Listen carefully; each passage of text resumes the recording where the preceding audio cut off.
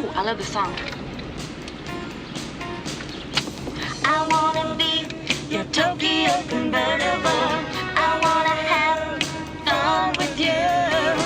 I just love going through the motions. I just love going through the motions. I wanna be your Tokyo convertible. I wanna have fun with you.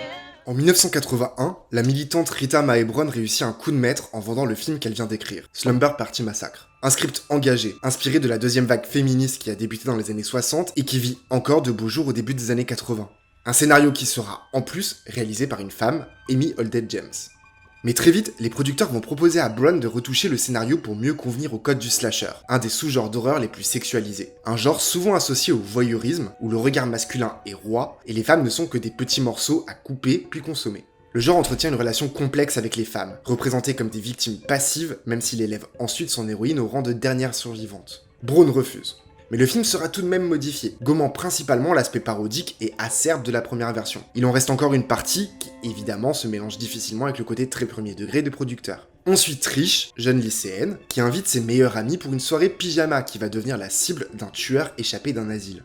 En restant soudées les unes les autres, et avec l'aide de leur coach, les femmes se regroupent pour abattre le tueur dans un climax qui a ouvert la voie à bien des fantasmes de vengeance féministe. L'avant-première du film ne décevra pas, puisque le public devient déchaîné, applaudit, rit et en redemande très vite. Slumber Party Massacre devient culte, et avec lui, ses problèmes de production et désaccords. Roger Corman, célèbre producteur de série B, ne fera pas 2 fois la même erreur. Le deuxième opus sort 5 ans plus tard, en 1987. Réalisé et écrit par Deborah Brock, tout le monde est d'accord cette fois pour laisser la franchise s'enfoncer dans la comédie. Le lien avec le précédent chapitre est Courtney, une jeune fille qui a assisté de loin au massacre du premier volet. Encore traumatisée par ces événements qui lui donnent de terribles cauchemars, elle décide de se changer les idées en invitant son groupe de rock féminin en week-end, loin de chez elle. Mais Courtney a de plus en plus de visions, de flashs horribles qui lui annoncent la mort prochaine de tous ses amis, et son imagination commence à devenir réalité. Ce qui différencie tout de suite Slumber Party Massacre 2 des autres slashers de son époque, c'est qu'il adopte le point de vue de Courtney, et très peu celui du tueur. Là où la plupart de ses camarades de genre se concentrent sur le voyeurisme en dehors du groupe de victimes, souvent une figure masculine menaçante qui se cache dans les coins sombres et envahit lentement les espaces sûrs. Slumber Party Massacre 2 place le tueur dans la psyché de son héroïne, Courtney, et adopte donc son point de vue. Ce tueur, justement, tranche radicalement avec le simple évadé d'asile du premier film.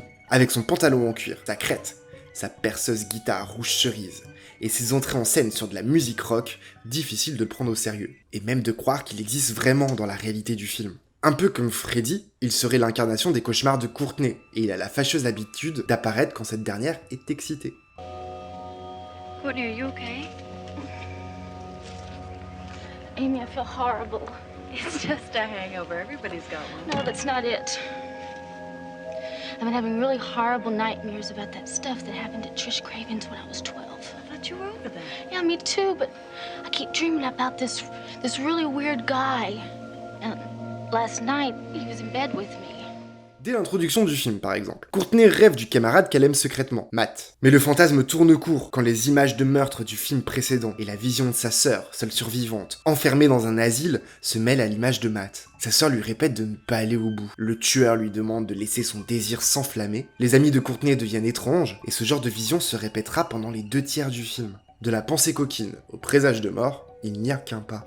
Même si l'entourage de Courtney semble comprendre que la jeune fille a quelque chose à cacher, et qu'il essaie plusieurs fois de la mettre en confiance pour qu'elle en parle, l'héroïne ne semble elle-même ne pas tout à fait comprendre. Est-ce le tueur rock'n'roll auquel elle pense sans arrêt, ou un trouble bien plus profond qui l'empêche de dormir? Est-ce que tout cela est réel? Le tueur, la perceuse guitare et l'excitation qui mène à la mort sont-ils vraiment réels? Oh, baby! Rock and roll! Au moment de la sortie du film, il n'est un secret pour personne que le premier film traite de féminisme. Slumber Party Massacre, premier du nom, s'est même taillé un petit nom de film culte pour certains spectateurs engagés.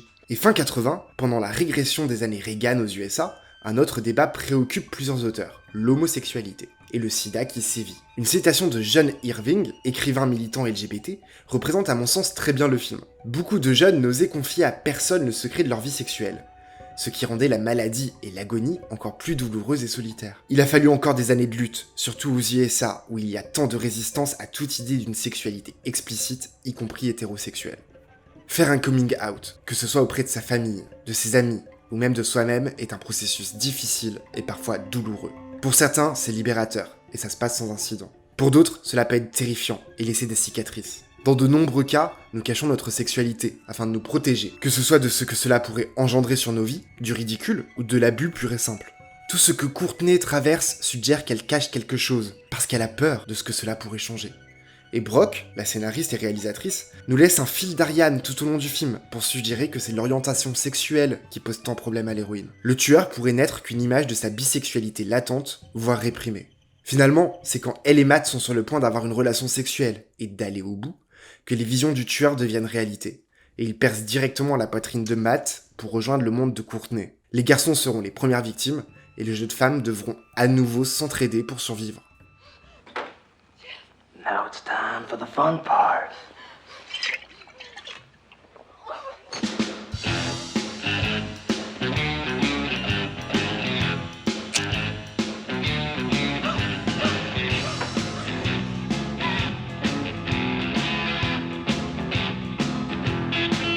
I love to jam it to the floor, let me twice pipes roar. Well, I'm an inch off the ground, the speakers all around, baby.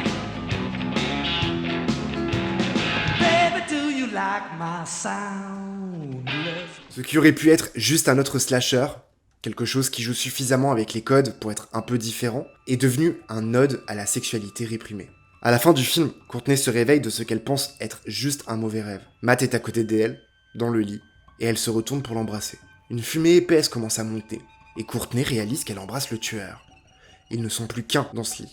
Il la serre contre lui, presque tendrement, en disant « je t'aime », la caméra recule. En fin de compte, vous pouvez essayer de courir et de vous cacher, mais vous ne pouvez pas échapper à ce que vous êtes.